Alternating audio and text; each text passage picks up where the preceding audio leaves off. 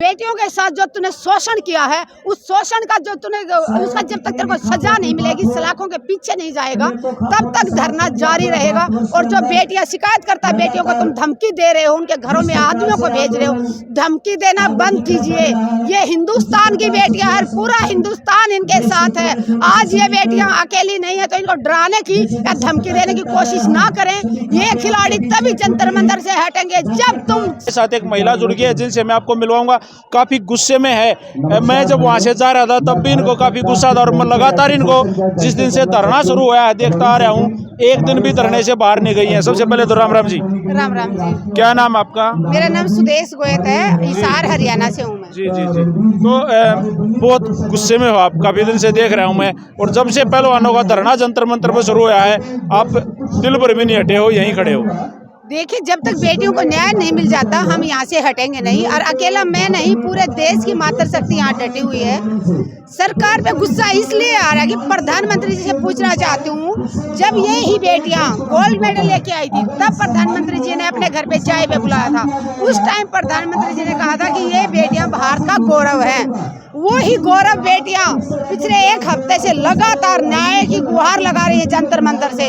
और हमारे प्रधानमंत्री जी घोड़े बेच के सो रहे हैं, मुंह में दही जमा लिया प्रधानमंत्री जी ने। आज तो प्रधानमंत्री जी ने मन की बात करी है, तो मन की बात में बोला क्या कुछ हमारी बेटियों के लिए? बोला हो तो बता दो, मैंने तो सुना नहीं। मैं तो यहाँ हूँ सुबह से। मेरे को दुख इस बात का हो रहा है कि क्या प्रधानमंत्री जी मृत्युभूषण जी से डर गए? क्या वो बाहुबली या इतने बड़े डॉन हैं जिससे हमारे देश के प्रधानमंत्री जी भी डरते हैं उनसे?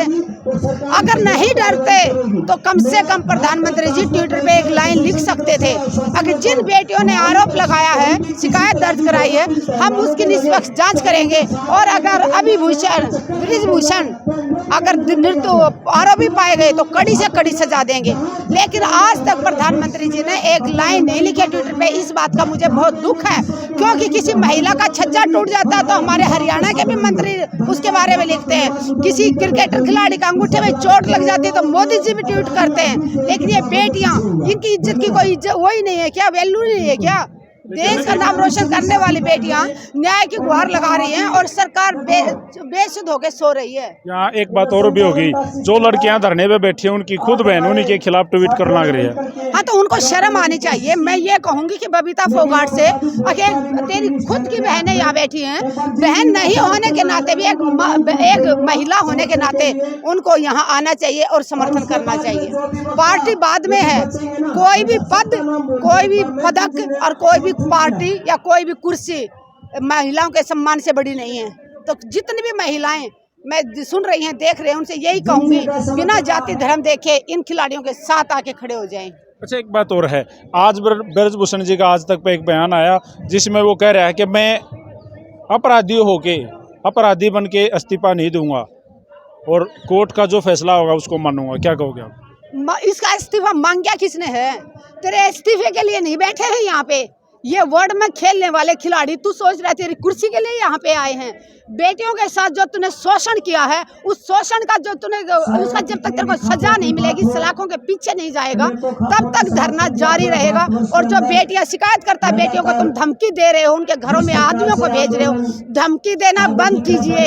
ये हिंदुस्तान की बेटियां है, पूरा हिंदुस्तान इनके साथ है। आज ये बेटियां अकेली नहीं है, तो इनको डराने की या धमकी देने की कोशिश ना करें। ये खिलाड़ी तभी जंतर मंतर से हटेंगे जब तुम सलाखों के पीछे जाओगे। उन्होंने एक बात और कही है कि आज मैं अपराधी हो गया, आज मैं मुजरिम हो गया, कल तो साक्षी मलिक ने अपने घर शादी में बुलाया, मेरे यहाँ डिनर करने आई अपने हस्बैंड के साथ। और कल आप भी तो बोल रहे थे ये भारत का गौरव है। आज क्यों उन्हीं बेटियों को आप बोल रहे हो कि वो एक परिवार की बेटी है? क्यों ब्रिजभूषण बोल रहा है कि वो एक ही अखाड़े के लोग हैं?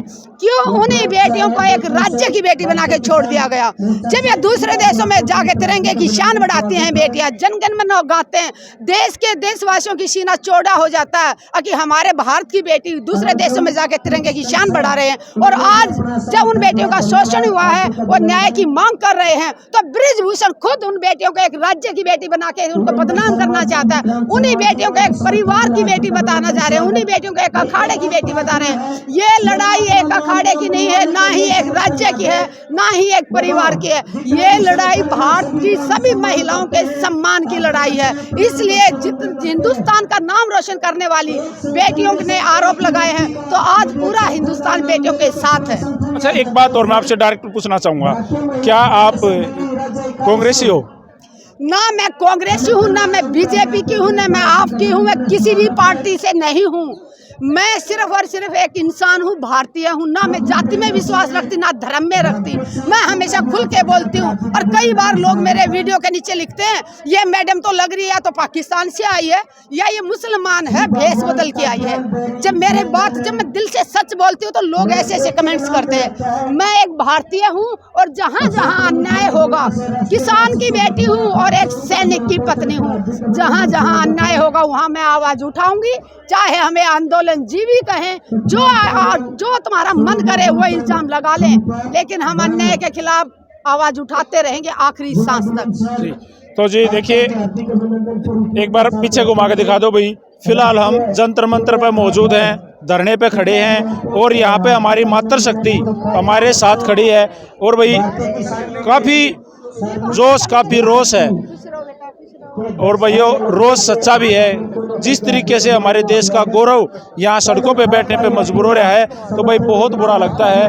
आगे भी इसी तरह से अपडेट आप लोगों को देते रहेंगे। तो